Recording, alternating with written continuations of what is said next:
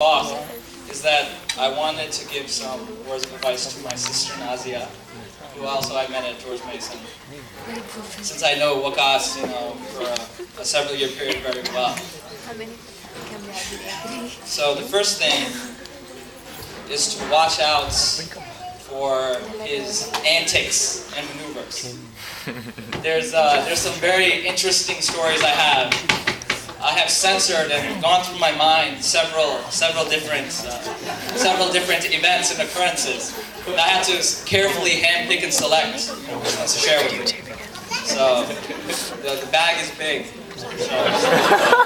But one example was I was working at Nissan. I was selling new cars. I was a new car salesman, and I was there for maybe 4 or 5 months. And then I received a call on my cell phone. I thought it was maybe just a client or a customer, and I was just answering with that expectation. So then I hear this very interested voice, and he sounded very interested in me. It didn't sound like Wakas. It sounded something else. It sounded like somebody else. Really, he did an excellent job, very excellent job. And he was, saying things like, we have a very good opportunity for you. I came across your resume, and it's exceptional. It's an exceptional resume. And, sir, what kind of a salary are you looking for? What kind of salary are you looking for? I was like, whatever. I gave some digit, I don't remember. But, basically the digit that I gave, he doubled it. He's like, I'm going to double that for you. I'm going to give you double that. So all you have to do is show up next week at so-and-so hotel. And, dress sharp because this is an important meeting. So I kind of got excited, called a couple of my friends, and I think Zah's back there. I think I went with him to some store, some clothing store. I bought like a brand new suit, retail price suit. I really went all out for it, and I called in that week to double check to make sure that we're having the meeting. We're going to be meeting on time and everything. I called, but no response. So then I go to the hotel, and I'm there for maybe like 30-40 minutes, calling and just waiting around, and I don't see him. So then I think after I left the hotel, and then that was the end of it. So then I talked to Wakas, and I found out it was Wakas after the whole event. So there was no like revealing of the joke. So until I went through the whole thing, and then that's what happened. I went through the whole thing with no call, no nothing. So just one point, be careful. Sometimes antics might come here and there. It's all good fun though. I forgive. No problem. But another point of advice. This again is advice from my sister Nazia here. It's if you want to really get to him, if you want to hit him where it counts, you should try to find points that are embarrassing.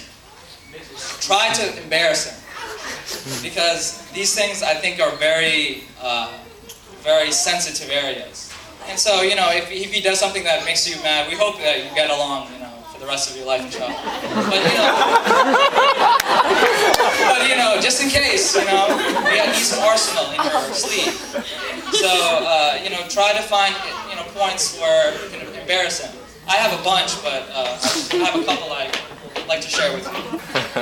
One is, one of the things that has been going around amongst our circle of friends is this one picture from Pakistan, and it's just for some reason whenever we see Wakas, we start joking about this picture, and it was like, I guess you could call it like a hero shot or something like that. And he's like his legs are crossed like this, and he's lying on the pillar, looking like a hero.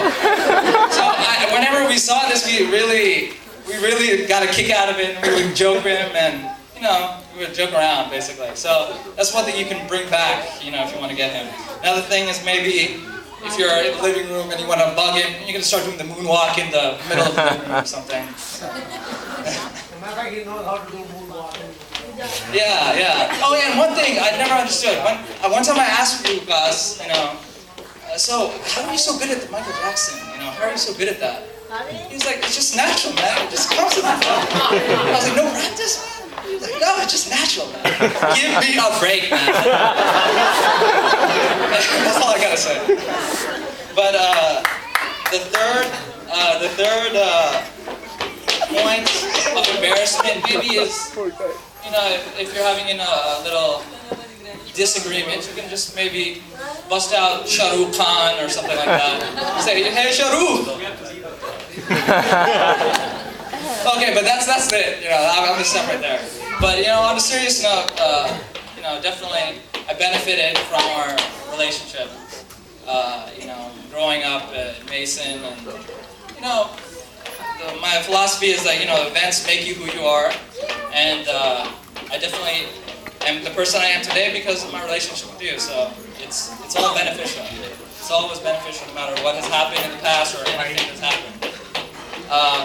And you know, now that, you know, my two friends Nazia and Das, you know, they're married, alhamdulillah, I just advise, you know, that we, you know, this foundation, this agreement of marriage, you know, which Allah subhanahu wa ta'ala has, you know, ordained, that, you know, we remember Allah, you know, that we're doing this for Allah, and we advise each other, you know, to do good, like in Surah Asr, you know, they advise each other to, you know, what's correct. They advise each other to, you know, patience, have patience with each other. And I just want to end up with anything that I've said or I've done. I do a lot of things without thinking, I know. But anything I've said or done, please, you know, both of you, just forgive me for whatever I've said. So, Assalamu alaikum.